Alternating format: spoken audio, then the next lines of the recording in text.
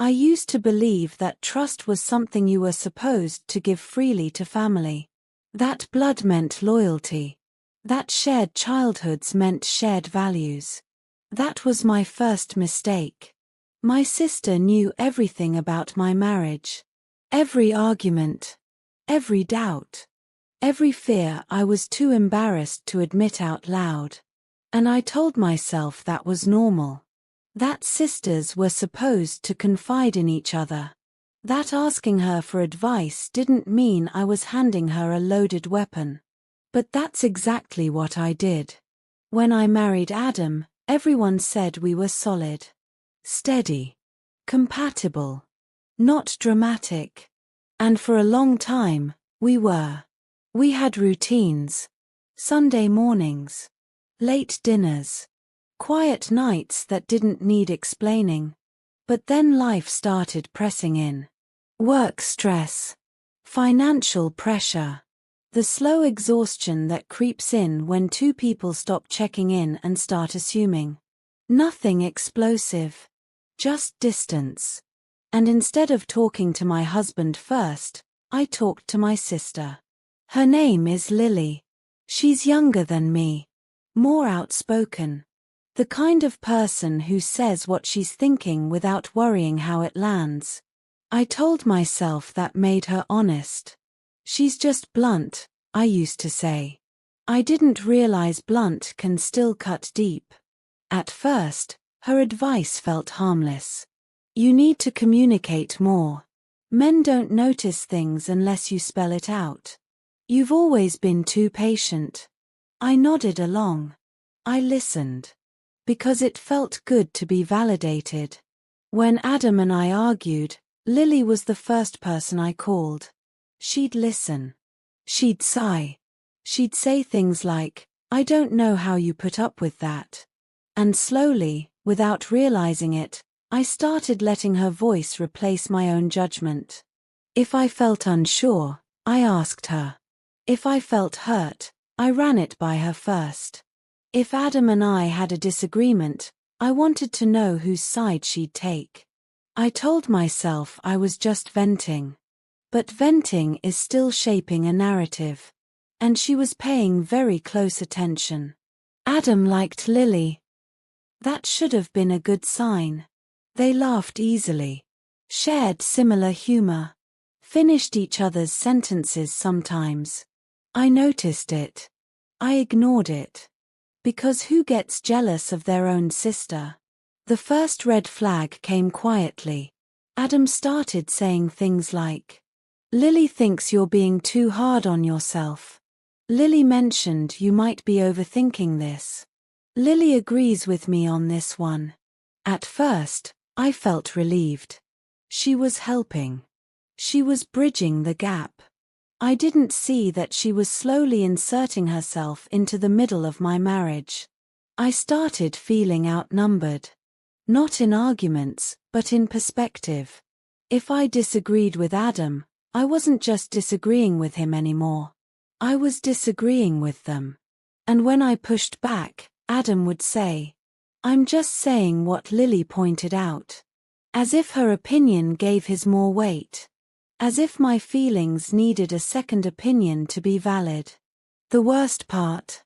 I kept feeding her information. I told her when Adam felt distant.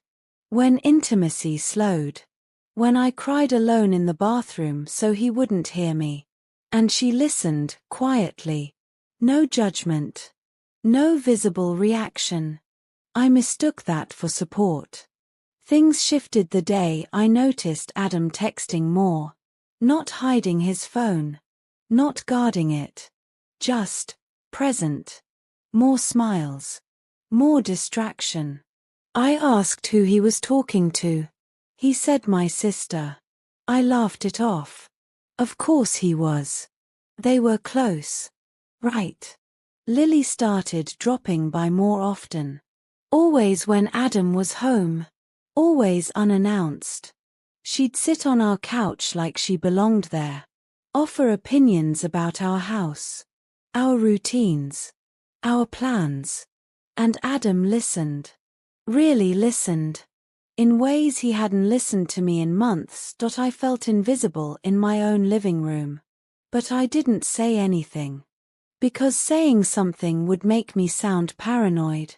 And I wasn't ready to believe my sister would ever cross that line.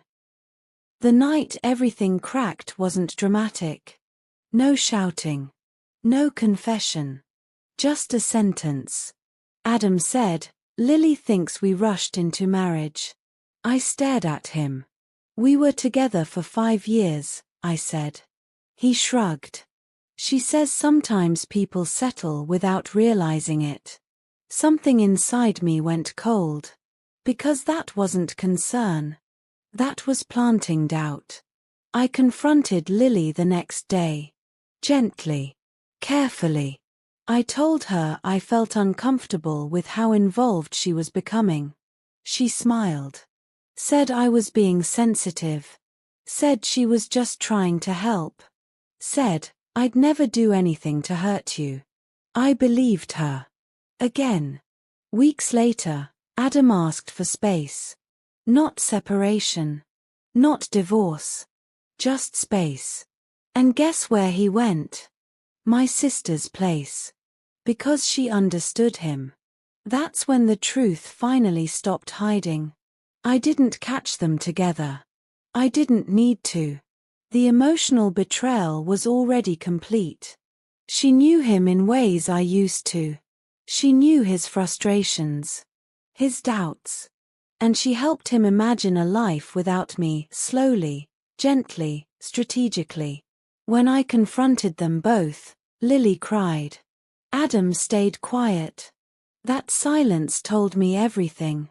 Because if nothing was wrong, he would have said so. Instead, he let her speak. And she said, "We didn't plan this." That's the lie people tell when they absolutely did. I left that night. Not because I had proof of an affair. But because trust doesn't require proof to be broken. The divorce was quick. Messy emotionally. Clean legally. Lily and I stopped speaking. Adam and I stopped pretending. Months later, I heard they were together. Officially. Family gatherings became complicated. Sides were chosen quietly. And I learned something brutal. Some people don't betray you out of malice. They betray you because they feel entitled to your life. I don't hate my sister. But I don't trust her. And I don't confuse forgiveness with access anymore. If I could go back, I wouldn't change loving deeply. I would change who I trusted with my vulnerability. Because not everyone who listens is on your side. And not everyone who calls themselves family is safe. That was my first mistake. And the last one I'll ever make. I don't tell this story to warn people about sisters. I tell it to warn people about blind trust. Because loyalty isn't proven by proximity, and love isn't protected by blood. It's protected by boundaries, the ones I didn't know I was allowed to have back then. What hurt the most wasn't losing my husband. It was realizing that the person I trusted to protect my heart was the one quietly testing its limits. Some betrayals don't explode. They erode you slowly, until one day you look around and realize there's nothing left to save. I rebuilt my life without explanations this time. Without oversharing. Without inviting outside voices into spaces they hadn't earned. Peace came when I stopped narrating my pain to people who were listening for the wrong reasons. Trust, I learned, should be earned in actions, not assumed through history. And the next time I open my life to someone, it won't be because we share a past. It will be because they've proven they deserve a future in it.